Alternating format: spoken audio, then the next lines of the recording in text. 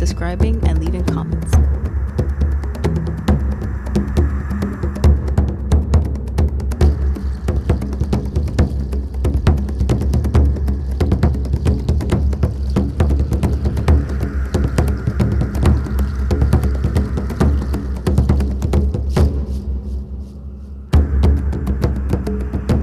But before I stopped the car, I heard this whomping sound, and that's why I thought I had a flat.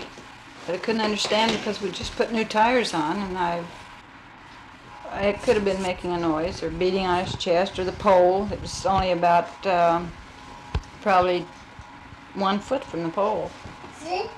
You hear, in this area, you hear noises at night, I understand. Oh, yeah. That Lots aren't of cougar noises. noises, that aren't bear noises. No. Right. There's no noise to describe it, really, because I just never heard anything like it. Cougars don't make that noise. Bears don't. Elk or moose or whatever else around. Something else is out there. There's something else out there, okay. And it's not just at night, it's in the daytime, too, because they've been hearing them day, night, evening, mornings, even high noon. Do you see things? Is it just the noise? Noises mostly, other than when I seen this creature down there. It's below Beacon Rock. There's a real wide shoulder just as you go across the bridge, and I just pulled up. I just knew I had a flat, but I couldn't understand. So I got out, and I always keep my right door locked. I get out on the left, and I go around with my back to the woods, and I look up and under my car, around the wheel, no flat, so I feel up in there, and while I'm feeling, I suddenly turn around and I'm face to face with him. I mean, it just felt like there was something staring at me, is why I looked. And you were face to face with? Eye to eye, just about 15 feet from me. What was it? I don't know. As far as I know, I suppose it'd be Bigfoot, but he was the biggest animal I've ever seen. The monster that Mrs. Baxter saw was 12 feet tall, as tall as these bushes behind me. Her story is similar to dozens of others told every year in this area about people who got fleeting glimpses of the Bigfoot. Well, the first thing we do naturally is sort of check on the people themselves. You have a lot of people who see things all the time.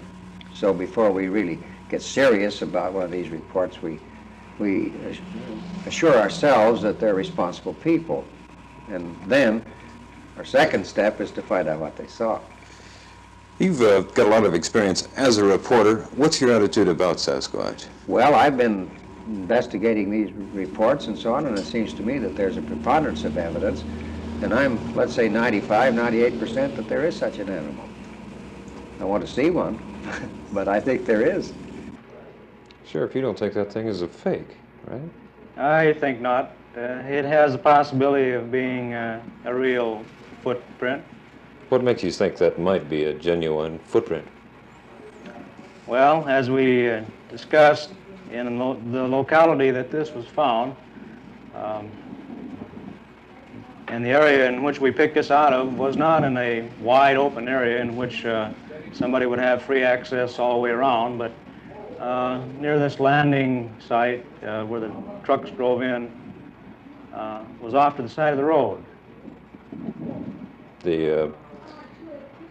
If you assume that is a real footprint, that means that somewhere in your county you must have somebody that can make that kind of footprint.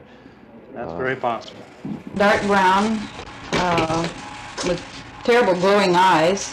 His head was sort of receded, I suppose that's the word. Big teeth, long hair, I suppose it was 3 or 4 inches long.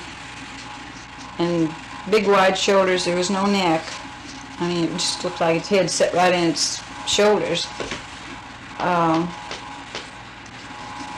don't know, I didn't stay around to look at it very long. I would think that he is, if he is a humanoid type, that he's a shy creature, a harmless creature, one who wants to live his own life and keep away from people.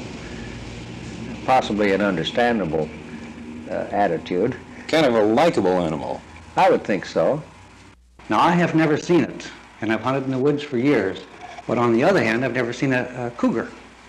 And I felt, and the Board of County Commissioners felt, that we should protect this animal and also the lives of our local citizens. People coming into the area with guns and shooting at everything that moves, we might have a fatality. I was skeptical to start with from the first report we've got, but after having taken this cast, which seemed to be very authentic to us, Something is out there. we think so. Mr. Lundy, why did you pass the ordinance? What were the reasons you felt it was necessary to have such an ordinance?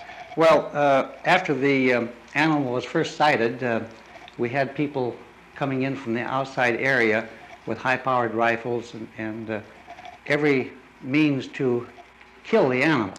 Now, we had an expedition up here from Florida, and it's a scientific group of people and writers, and they've gone into our back area, and they feel very certain that there is an animal such as this. In the course of this thing, we're going to talk to a lot of people who are going to say there's no such thing. That they work at universities in Seattle or in Portland. What's your reaction to those people who simply stand up and say, there's no pictures of it, it's not there? I don't really know. After seeing it, I just can't help but believe there is, and I think they're crazy. They don't have such a broad enough mind about it. There's simply no doubt in your mind there is something there, something. There is something, definitely. But put a name on it, I couldn't. It's big and it's terrible looking.